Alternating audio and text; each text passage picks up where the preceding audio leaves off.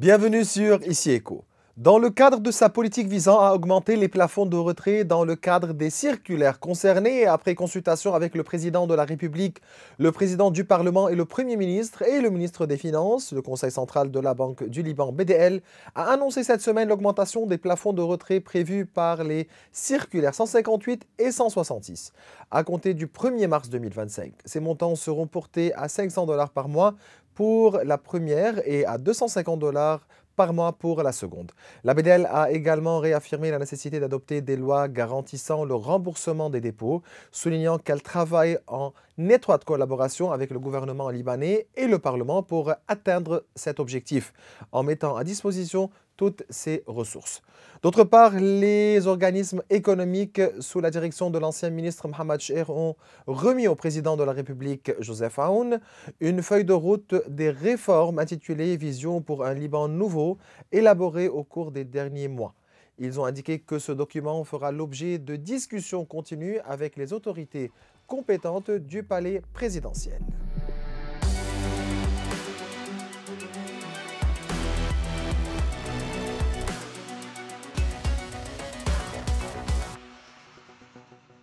Durant cet épisode, je reçois l'ex-ministre de l'économie et du commerce et membre du parti Kataeb, le professeur Alain Hakim, pour discuter des enjeux politiques et économiques, des défis rencontrés par le gouvernement de Nawaf Salam et des priorités à prendre en compte. C'est toujours un plaisir de vous recevoir, professeur Hakim. Le plaisir est pour moi. Avez-vous eu la chance de voir les vidéos qui circulent des citoyens libanais qui portent les photos du secrétaire général du Hezbollah, Hassan Nasrallah, à l'aéroport de Beyrouth, criant « ce pays est le nôtre » et ceux qui ne sont pas d'accord qu'ils partent? Quel est votre commentaire? La simple vue de pareilles vidéos et de pareilles photos en général sont prévues. Donc, vu ce qui va se passer dimanche, dans quelques jours en fin de compte, et on prévoit déjà qu'il y ait un peu si on veut, pas de réclamation, mais supposons un peu de mise en jeu et d'action qui ne serait pas très agréable à voir ou à entendre. Néanmoins, l'approche gouvernementale est claire à ce niveau-là. Aujourd'hui, il y a un rétablissement de la souveraineté nationale. Et aujourd'hui, il y a le rétablissement d'un État libanais au niveau du Liban. Donc, ceci est clair ça ne mérite même pas de se détourner face à pareil comportement insignifiant, à mon avis, et qui ne reflète qu'une partie de la population minime.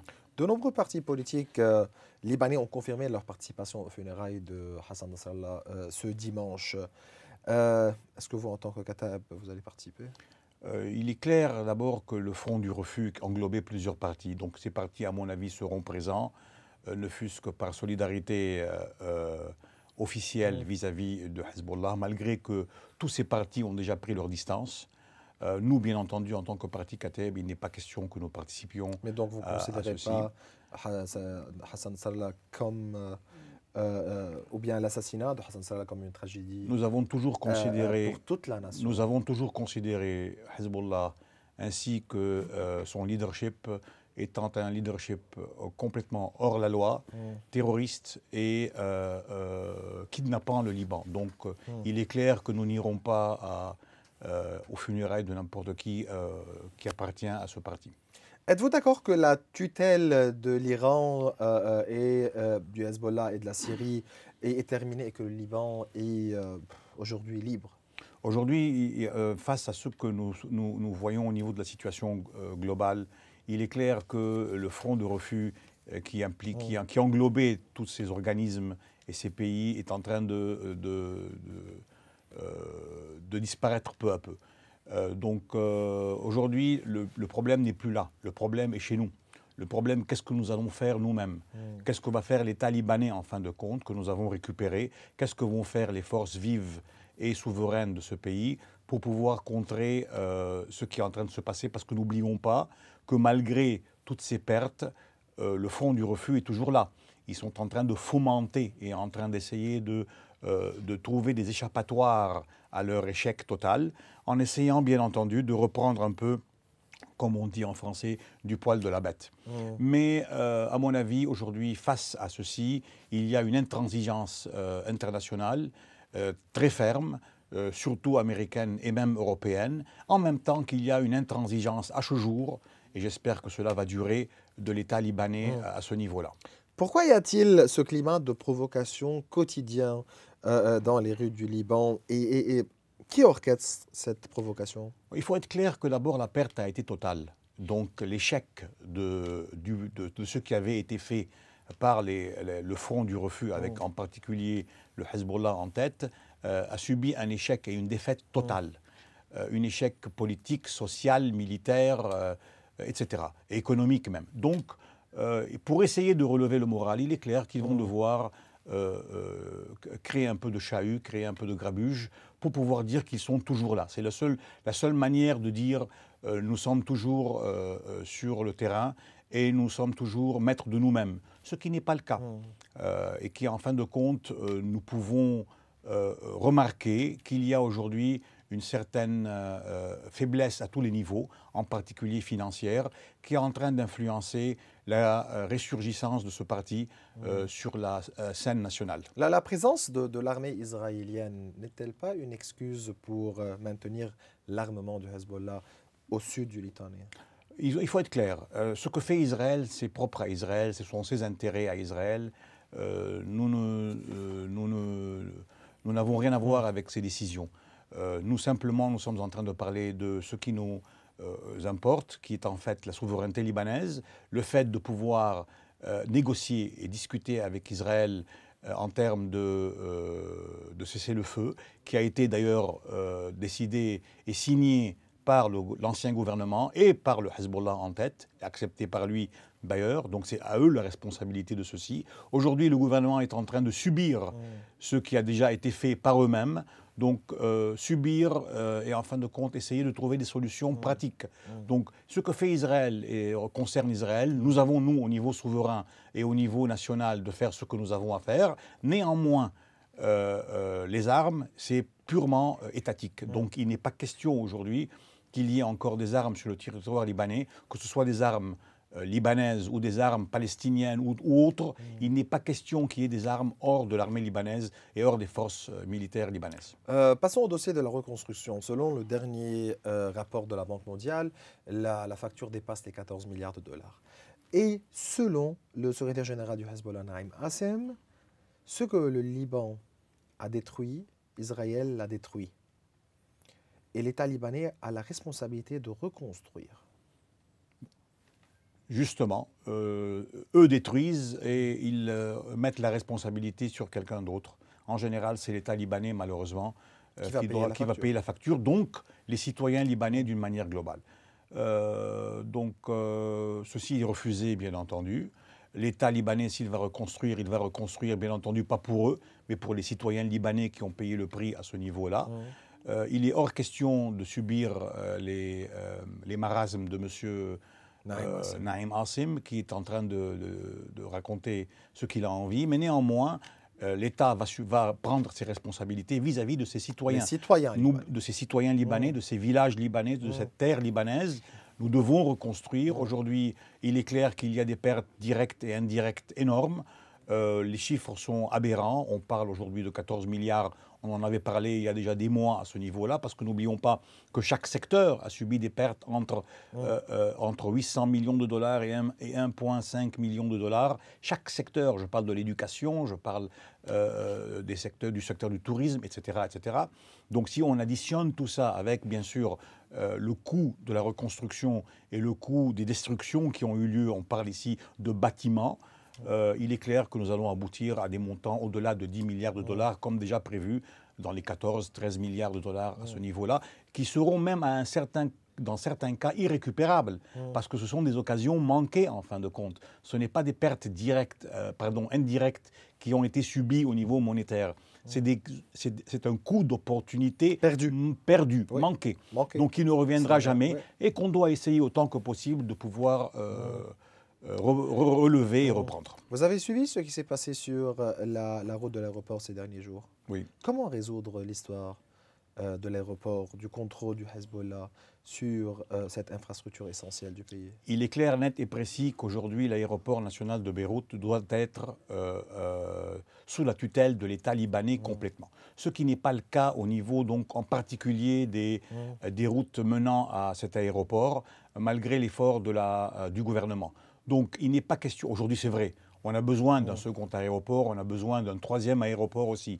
Je rappelle que la Turquie possède 30 aéroports, la Grèce possède 14 aéroports. Il n'y a pas un seul pays qui est autour de nous, donc là, au niveau de la concurrence, où il n'y a pas un minimum de 2 aéroports. Les aéroports sont source, bien sûr, de durabilité, de développement durable, de développement économique, de développement social. Donc, ce point n'est même pas à discuter. Néanmoins, faire un aéroport, construire un aéroport prend du temps. Donc un aéroport a besoin, s'il est moyen, entre 2 et 4 ans. Si nous avons un peu plus, on doit aller vers 7 ans. Et si on a un aéroport international, on peut aller vers les 10 ans. Mais pour le moment, l'aéroport principal du Liban, c'est notre aéroport que nous avons, qu'on doit récupérer d'une manière totale et aujourd'hui et que l'on doit préserver, parce qu'il représente la souveraineté du Liban. Et les routes menant à cet aéroport représentent aussi la souveraineté du Liban. Voilà pourquoi il est impératif d'abord d'enlever tout ce qu'il y a comme photos inutiles tout au long de ce parcours, et deux, avoir un contrôle complet, ce qui a déjà lieu en fin de compte, malgré certains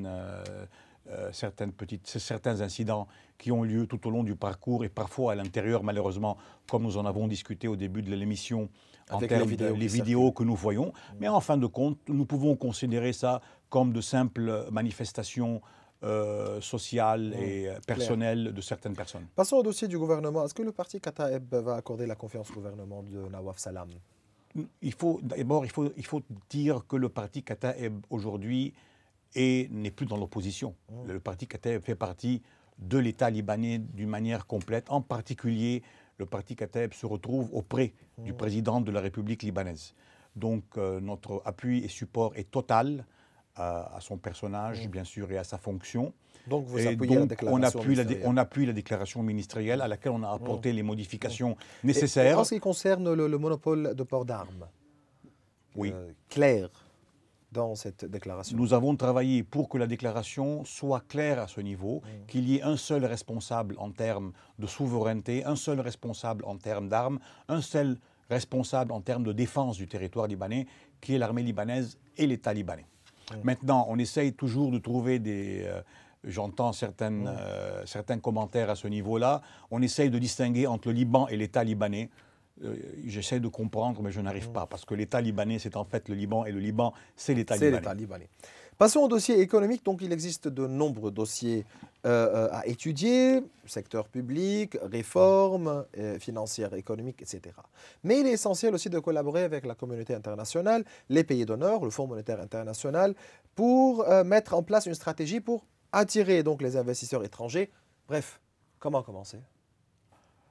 Bon, alors là, il faut d'abord prendre en considération plusieurs points. Il faut dire qu'on est sur la bonne route, malgré qu'on ne le voit pas. Souvent, la question est posée, comment faire pour récupérer les dépôts des citoyens et des Libanais. Donc, en fait de compte, si nous reprenons un petit peu ce qui se passe sur la scène économique d'une manière globale, nous remarquons qu'il y a déjà un début. Ce début est représenté par, d'abord, le contrôle au niveau des banques qui a lieu à travers la solvabilité et la liquidité, 100% et 3% à ce niveau-là, qui est en train d'être mise à effet. Il est à noter que certaines banques sont au-delà de ces taux-là, et il y a d'autres qui en sont tout autour, et il y a d'autres qui n'y sont pas du tout. Donc il est à prévoir, pas une restructuration, mais disons une redistribution au niveau des banques libanaises d'une manière globale. En deuxième lieu, nous avons les deux circulaires, la 166 et la 158, qui, bien entendu, sont en train de payer ces dépôts d'une manière incrémentale, comme nous le remarquons. Donc, plus la situation s'améliore, ce que nous avions déjà dit, plus les montants sont en train d'être élevés. Et bien entendu, reste en fin de compte, donc ceci va peut-être pallier aux dépôts, disons, petits et moyens. Il reste bien sûr à les définir d'une manière adéquate. Restent les grands dépôts qui, à mon avis, ne pourront aller que vers un fonds. Un fonds qu'on peut appeler un fonds souverain ou autre, etc. Mais qui devra donc être fait. Parce que qui va rendre l'argent à ces gens-là? Qui va donc rendre nos dépôts à nous-mêmes? Qui? C'est la question. Donc nous parlons de plusieurs milliards. Oui. Personne ne va le faire. On ne peut compter que sur nous-mêmes. Et ceci à travers ce qui a déjà lieu, avec une restabilisation plus ou moins de l'économie libanaise, comme nous le remarquons. N'oublions pas qu'aujourd'hui, les taux étant à zéro, les Libanais sont poussés à investir dans leur pays. Et nous le remarquons à travers les petits investissements en termes de PME, de TPE, très petites entreprises, etc., etc. Donc il y a une amélioration certaine, vu qu'il y a eu une dilution de la crise au cours des 5 dernières années, qui est aussi plus ou moins, disons, bénéfique à ce niveau-là. Donc compter sur nous-mêmes veut dire deux choses, à part ce que je viens de dire. Ça veut dire, la normalisation du secteur bancaire, la normalisation transactionnelle du secteur libanais bancaire en termes de transactions journalières. Ne plus créer cette menace et cette peur mutuelle entre citoyens et banques, enlever ces fers, enlever ces pierres qui sont mises devant les agences bancaires, reprendre un travail normal, s'éloigner de tout ce qui s'appelle l'économie du cash, et en deuxième lieu, que le cycle économique reprenne son rôle adéquat. Mais ce plan-là, l'application de ce plan-là doit passer par une restructuration du secteur bancaire. Comment faire cette restructuration? Oui, mais quand on parle de restructuration, il faut trouver une chose. Il faut dire une chose qui est claire. Les banques en 2019 n'avaient aucun problème. Les banques en 2019 n'avaient aucun problème de structure. Le problème a été un problème systémique qui est venu et qui a touché l'ensemble du secteur. Donc vous êtes convaincu que c'est une crise systémique? C'est une crise systémique à 100%, et il y a, encore une fois, et je vais le stipuler haut et fort pour la 100e fois, il y a des responsabilités dans ça. Parce que le responsable principal est celui qui a dépensé l'argent, et non pas celui qui a fait confiance. Donc qui est l'État ici? Qui est l'État libanais. Bien entendu, donc il y a une responsabilité claire, nette et précise, qui est d'abord l'État libanais qui a dépensé cet argent. Donc on considère cet argent non pas des pertes, mais une dette. C'est une dette que l'État a vis-à-vis des banques libanaises et vis-à-vis des citoyens libanaises. Puis les banques libanaises qui ont un degré, bien entendu, de responsabilité qui doit être pris en considération. Et ensuite, vous avez le Libanais, le citoyen libanais. Donc, pourquoi le citoyen libanais? Parce qu'en fin de compte, le citoyen libanais était lui aussi à la recherche de profit, donc d'intérêt adéquat. C'est lui qui poussait aussi les banques à chercher à avoir des taux d'intérêt supérieurs. Donc il va y avoir une répartition, soyons clairs et francs à ce niveau. Il y a une répartition qui va avoir lieu au niveau de la distribution de ceci, au niveau des trois premiers concernés, État, Banque du Liban et Banque libanaise, mais n'oublions pas qu'on ne pourra pas échapper aussi à un genre de haircut qui a déjà eu lieu durant 5 ans, que le Libanais, donc le citoyen, le déposant, va devoir aussi y participer. Mais il y a certains experts qui sortent dire que non, vous ne pouvez pas accuser l'État. Il faut que les banques, aujourd'hui, prennent la responsabilité et payent la facture seules. En tout cas, même si ceci est vrai, qu'ils essayent de faire payer les banques cette facture seules, si les banques peuvent payer cette facture. Aujourd'hui, si nous prenons l'État libanais, entre actifs et entre l'or et entre les réserves obligatoires dont on dispose, il y a suffisamment de matelas financiers qui nous permettraient automatiquement d'entamer un programme de remise des dépôts aux déposants. On peut commencer déjà. Ça prend forme un petit peu avec les deux circulaires, comme j'ai déjà dit, 166 et 158. Mais ceci peut s'améliorer avec le temps. D'ailleurs, ça s'est déjà amélioré. Et on avait prévu ça. On avait déjà dit que les montants vont augmenter à ce niveau dès que la situation s'améliore. Et la situation est en train de s'améliorer. Je remarque ici aussi un point essentiel qui est les eurobonds. Aujourd'hui, nous avons une appréciation très importante. On était à 6 points. On est à 19,20 19,20 points. Donc c'est énorme. Est-ce qu'il fallait réacheter ces eurobonds? Un seul mot seulement. Ceci est en train d'avoir un impact positif sur la liquidité des banques et en même temps sur la possibilité de la Banque du Liban et en même temps sur le déposant. Et ceci est clair à travers cette augmentation qui a eu lieu. Expliquez-moi à deux points. Premièrement, Oui. est-ce qu'il fallait réacheter ces eurobonds à 0,6, à 0,7 par le gouvernement libanais? Ça, c'est de 1. Vous étiez avec cette stratégie? Il fallait en tout cas prévoir, parce que c'était prévu. Et plusieurs personnes le disaient d'ailleurs, dont moi, comme quoi le jour où nous avons un président de la République, le jour où il y a un gouvernement libanais, le jour où il y a des réformes, automatiquement les eurobonds vont aller en crescendo. Et c'est ce qui a eu lieu. Je prévoyais 21, c'est 19. Bon, d'accord, on est à 2 points. Mais je prévois déjà que le jour où il y aura, bien sûr, l'accord de la confiance au gouvernement libanais, nous allons passer automatiquement à 21, 22, 23 points peut-être. Donc, il aurait fallu. Mais encore une fois, le Liban est spécifique dans tout ce qui s'appelle occasion manquée. Et malheureusement, il n'y a personne qui vraiment gère la chose d'une manière claire. N'oublions pas, parce que je suis très optimiste moi à ce niveau-là, n'oublions pas que le pays n'est pas pauvre. Ouais. C'est un pays qui dispose de milliards de dollars. Nous avons une réserve aujourd'hui obligatoire qui est approximativement... Vous parlez ici de solvabilité. De solvabilité. Et de solvabilité et de liquidité. Et de liquidité. Nous avons 10 milliards de dollars aujourd'hui de réserve obligatoire, 30 milliards approximativement de dollars en or. Donc c'est déjà 40 milliards.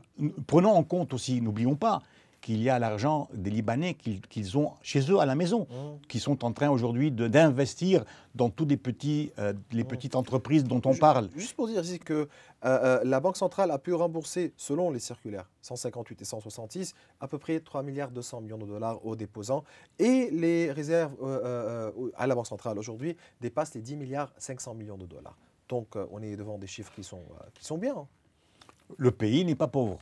Les capacités, encore une fois, je le disais même au plus pire des heures obscures où nous étions, le pays n'est pas pauvre. Nos capacités sont énormes. Il suffit d'avoir un peu de volonté, un peu de gestion pour pouvoir améliorer les choses vers un meilleur avenir. Le Fonds monétaire international a exprimé sa disponibilité pour entamer des négociations avec le gouvernement à travers un nouveau programme d'aide visant à aider le Liban à sortir de sa crise. Le gouvernement libanais a confirmé dans sa déclaration ministérielle qu'il négociera un programme avec le Fonds monétaire international et qu'il travaille à résoudre les problèmes de déficit et de dette publique. Une mission du FMI devrait se rendre au Liban au cours du mois de mars. Est-ce que le Liban a-t-il encore besoin d'un accord avec le Fonds monétaire international? Si oui, sur quelle base et quelles conditions? Il faut être clair. L'accord avec le Fonds monétaire international est primordial pour les étapes futures. Mais durant, aussi à travers ce que nous venons de dire, il est nécessaire de pouvoir renégocier la dette publique qui aujourd'hui, nos créditeurs ne savent pas où nous en sommes. Parce qu'avec le péché mortel qui a été commis par l'ancien Premier ministre ainsi que son conseil de ministres. Vous parlez du défaut de paiement. Le défaut de paiement, qui est un péché mortel, encore une fois.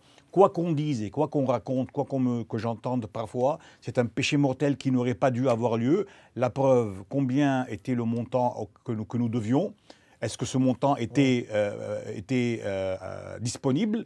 N'oublions pas que quelques mois après, nous avons dépensé 21 milliards de dollars. C'est un crime de subvention et nous savons tous où ces subventions ont été. Donc on avait ce montant. On aurait pu payer notre dette et remettre ceci à une échéance ultérieure, comme d'ailleurs le font n'importe quel emprunteur quand il a des problèmes de remboursement.